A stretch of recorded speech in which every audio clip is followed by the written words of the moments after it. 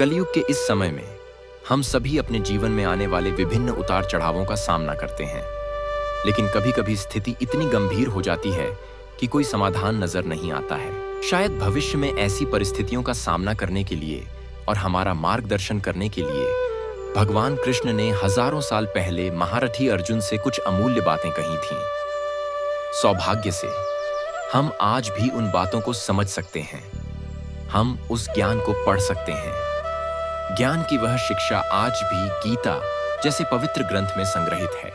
आइए इस लेख के माध्यम से आज हम उस पवित्र ग्रंथ और उसमें छिपे ज्ञान के बारे में कुछ रोचक और अमूल्य बातें जानते हैं। गीता महाभारत में श्लोकों, छंद का सबसे महत्वपूर्ण संग्रह है। गीता श्री कृष्ण द्वारा अर्जुन को दी गई शिक्षाओं का एक संग्रह है, जिसमें भगवान कृष्ण अर्जुन को युद्ध और जीवन का अर्थ बताते हैं। दुनिया भर से हिंदू धर्म के अनुयायी सदियों से गीता और उसके महत्व के बारे में अपने पूर्वजों से सुनते आ रहे हैं। गीता श्री अर्जुन और उनके सारथी भगवान श्री कृष्ण के बीच हुई सही और गलत की व्याख्या करने वाली ऐसी तार्किक बातों का संग्रह है। यह धार्मिक ग्रंथ ज्ञान का वह भंडार है जो हमारे जीवन में आने वाली सभी परिस्थितियों का समाधान खोजने में सहायक हो सकता है। गीता हमें सिखाती है कि मानसिक शांति और जीवन के बाद मोक्ष की प्राप्ति के लिए यह आवश्यक है कि हम अपनी इच्छाओं को नियंत्रण में रख सकें।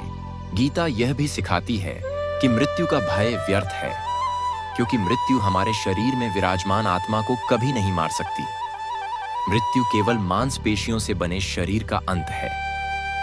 कर्म करना सबसे महत्वपूर्ण बात है और व्यक्ति को पूरी निष्ठा और विश्वास के साथ कार्य करना चाहिए, जबकि काम करते समय परिणाम का भय और फल की उम्मीद करना बेकार है।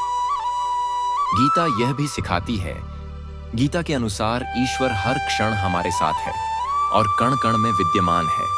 अपने मन में दूसरों के लिए बुरे भाव या बुरे विचार रखना ही हमारे अपने विनाश का कारण है। इसलिए इन बुरे विचारों को अपने मन से दूर रखना चाहिए। गीता में कहा गया है कि क्रोध से भ्रम पैदा होता है, जो बुद्धि को विचलित करता है। भ्रमित व्यक्ति अपने मार्ग से भटक जाता है, तब सारे तर्क नष्ट हो जाते हैं, जिससे मनुष्य का पतन हो जाता है। इसलिए हमें अपने क्रोध पर नियंत्रण रखना चाहिए। भगवान श्री कृष्ण कहते हैं कि आत्मनिरीक्षण से स्वयं को जानो, क्योंकि जब आप स्वयं को पहचानेंगे तभी आप अपनी क्षमता का आकलन कर पाएंगे। ज्ञान रूपी तलवार से अज्ञान का नाश करना चाहिए।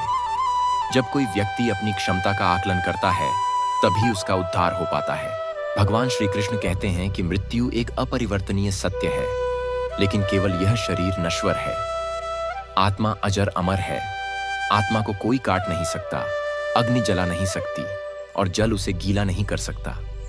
जिस प्रकार से पुराने वस्त्र बदलकर नए वस्त्र धारण किए जाते हैं, उसी प्रकार आत्मा एक शरीर का त्याग करके दूसरे जीव में प्रवेश करती है। मनुष्य के भीतर सुख और आनंद का वास है, लेकिन मनुष्य उसे स्त्री में, घर में और बाहरी सुखों में ढूंढ रहा है। मनुष्य इंद्रियों के अधीन है, इसलिए जीवन में विकार और परेशानियां आती हैं। जुआ, मद्यपान, परस्त्रीगमन, अनैतिक संबंध, हिंसा, असत्य, मद, आसक्ति और निर्दयता, इन सब में कलयुग का वास है। इसलिए इसका दूसरा नाम घोर कलयुग है। मनुष्य को हमेशा अपने मन और बुद्धि पर भरोसा नहीं करना चाहिए, क्योंकि वे मनुष्य को बार बार धोखा देते हैं। स्वयं को निर्दोष मानना बहुत बड़ा पाप सिद्ध होता है। क्यों व्यर्थ चिंता करते हो? किससे व्यर्थ डरते हो? कौन तुम्हें मार सकता है? आत्मा न पैदा होती है न मरती है। जो हुआ वह अच्छा हुआ, जो हो रहा है वह अच्छा हो रहा है, जो होगा वह भी अच्छा ही होगा। तुम भूत का पश्चाताप न करो, भविष्य की चिंता न करो। वर्तमान चल रहा है,